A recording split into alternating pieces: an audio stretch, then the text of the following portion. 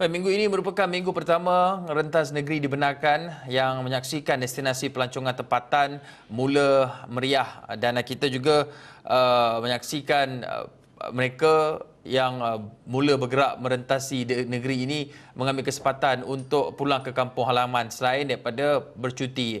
Namun persoalan di sini, adakah cukup memadai dengan SOP sedia ada ketika jumlah pengunjung yang bertumpu ataupun tertumpu di satu lokasi itu pastinya akan meningkatkan risiko berlaku jangkitan. Dan untuk mengulas lanjut bersama di talian menerusi Skype ketika ini, Profesor Madya Dr. Muhammad Zukhairi Muhammad Rani, Pakar Perubatan Kesihatan Awam, Fakulti Perubatan dan Sains Kesihatan, Universiti Sains Islam Malaysia.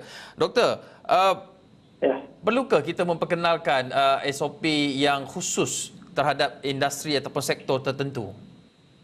Pada pendapat saya, kepada pengendali dan pengusaha dalam sektor pelancongan, saya cadangkan pematuhan SOP sedia ada, tapi dengan pematuhan yang tinggi dan pelaksanaan yang menyeluruh dapat dilakukan. Amat penting untuk pengusaha sektor ini menyediakan QR Code Mas Sejahtera untuk merekodkan kehadiran pengunjung. Selain menghadkan jumlah pengunjung dalam tempat mereka ataupun premis mereka pada satu masa. Selain daripada memastikan amalan penjarakan fizikal dan dilakukan dalam premis anda, saya juga mohon sediakan hand sanitizer kepada pengunjung, diletakkan di tempat yang mudah untuk dilihat serta digunakan. Doktor. Bagi pengunjung, Ya, teruskan. Okey, bagi pengunjung tempat-tempat awam seperti di pantai, taman rekreasi, hutan lipo dan sebagainya, pengunjung dinasihatkan agar mengamalkan terus mengamalkan penjarakan fizikal. Jaga kebersihan sepanjang masa termasuk kebersihan diri dan alam sekitar. Elakkan memilih tempat yang sesak dan penuh dengan pengunjung lain. Doktor, SOP sedia ada dilihat mencukupi, tetapi kadang-kala berlaku sedikit kealfaan ataupun jumlah kehadiran manusia yang begitu ramai di satu tempat itu sukar untuk dikawal. Bagaimana doktor melihat dengan SOP kendiri yang boleh dilaksanakan oleh pihak swasta, contohnya di tempat kerja swasta yang mungkin tidak menggalakkan pekerjanya tinggal dalam satu kubikel ataupun ruang kerja lebih daripada 3 atau 2 orang?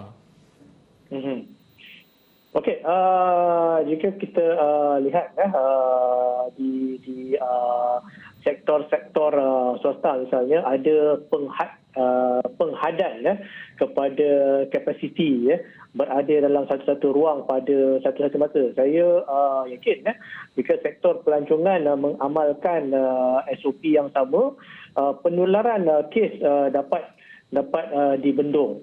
Memandangkan kita tengok kluster-kluster baru yang sedia ada, kluster terbesar kita tengok adalah kluster akibat jangkitan di tempat kerja. Majikan dalam sektor pelancongan hendaklah memastikan yang pertamanya pekerja mereka dapat dilindungi daripada terkena jangkitan, dan kemudian di samping itu mereka juga haruslah menjamin keselamatan dan kesihatan pengunjung mereka yang merancangkan ekonomi dalam sektor pelancongan dalam negara. Doktor, dia seolah-olah ada dilema sama ada ingin keluar daripada lokasi tempat kita berada, dari keluar kawasan. Pertamanya tujuannya mungkin untuk menghidupkan kembali aktiviti ekonomi dan juga dengan melakukan lawatan. Tapi bagaimana ataupun apakah perkara-perkara yang mungkin dilihat sebagai satu perjalanan yang perlu dan perjalanan yang tidak perlu? Okey, menarik sekali. Apabila kita kerajaan mengumumkan merentas pada negeri, ramai yang mengambil kesempatan ini untuk melakukan perjalanan atas tujuan untuk tujuan sosial, termasuk melancong ke pelbagai destinasi menarik dalam negara. Sekiranya melancong ni adalah salah satu ikhtiar untuk merehatkan minda serta mendapatkan ketenangan, saya harap pelancong tempatan ni terus mengikut SOP yang disarankan. Okey, yang pertama golongan yang perlu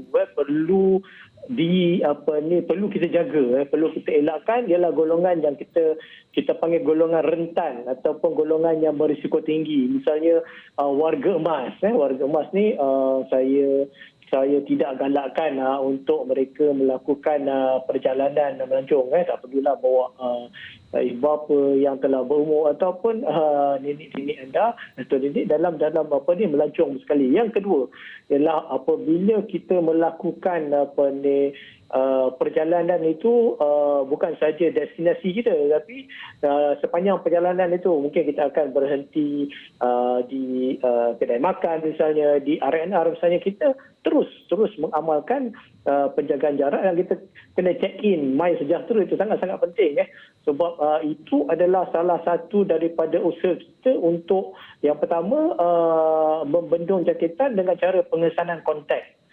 Dengan cara itu, selain daripada kita sendiri merekodkan perjalanan kita dalam aplikasi, pihak kerajaan juga dapat menjejaki kita dan kontak-kontak lain ataupun dengan orang-orang lain yang bersama-sama melakukan perjalanan dengan kita, sekiranya kita mintalah dielakkan, tetapi sekiranya ada di antara mereka yang melakukan perjalanan ini didapati positif COVID-19 dan merupakan kontak yang rapat berada dalam satu tempat dalam satu masa. Ini yang sangat penting. Baik, terima kasih Profesor Madya Dr. Muhammad Zulkhairi Muhammad Rani, Pakar Perubatan Kesihatan Awam Fakulti Perubatan dan Sains Kesihatan Universiti Sains Islam Malaysia, di atas perkongsian itu tadi.